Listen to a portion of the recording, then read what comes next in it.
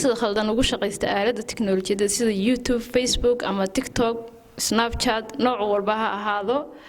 maxay u dhimi kartaa ka faa'iideysiga tiknoolajiyada waxay u dhimi kartaa dadku way isku daydaan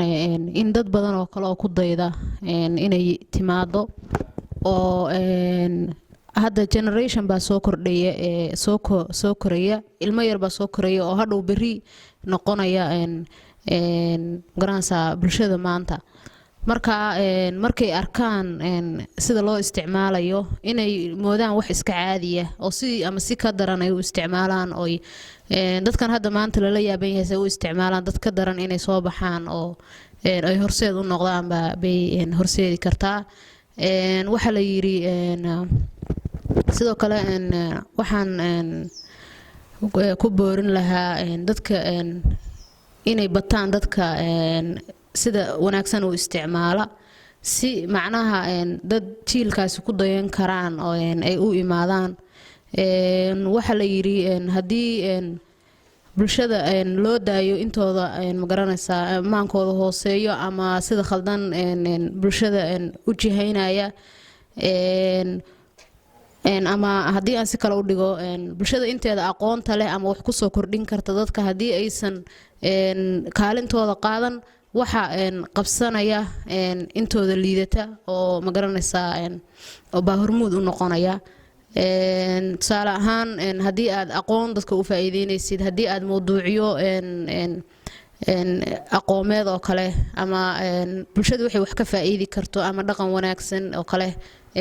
hadda ku soo bandhigi kartid waxay keenaysaa in dadka mindset-kooda isbedelo oo dad badan oo wax wanaagsan soo galiya marka at least xataa hadii ay 50-50 noqoto xataa waa wax ma garanaysaa la qaadan karo laakiin bulshada 90% inay si xun u isticmaasho 10% inay taasa dhibaato ah waxa jirta qolo aan website-kooda mar akhriyay oo la yiraahdo education for common sense ba waxay diyaariyeen syllabus digital citizenship-ka in la diyaariyo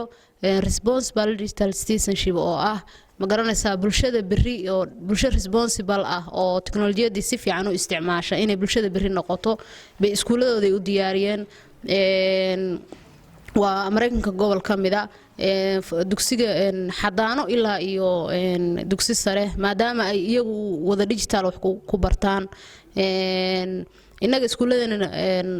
waa ku yartahay in ama computer wax lagu barto ama taab oo kale hadana ilmuhu markuu guriga joogo taab uu isticmaalaya ma marna kamaynu marnin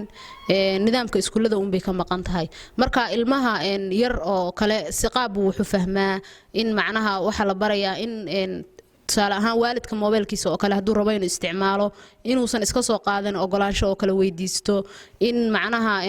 inta uu mobilka isticmaalo iyo intuu caadiga waxyaabo kala qabanayo oo kale inay miisaaman tahay iyo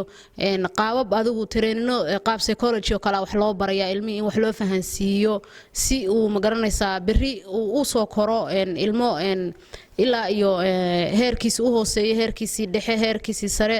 la soo barayay macnaha qaabka loo soo isticmaalo hadhow isagoo diyaarsan ma garanaysaa bulshada Soomaaliyeed qof weyn oo kale inaa wax u sheegto kuwa adkaanaysa laakiin ilmaha yararka ah hadda inta baro xataa loo qabto qaabkaas oo kale service-kaas oo kale in lagu soo daro oo iyagoo yarar wax la soo fahansiiyo waayo waxay jiilka bari bay noqonayaan si aysan macnaha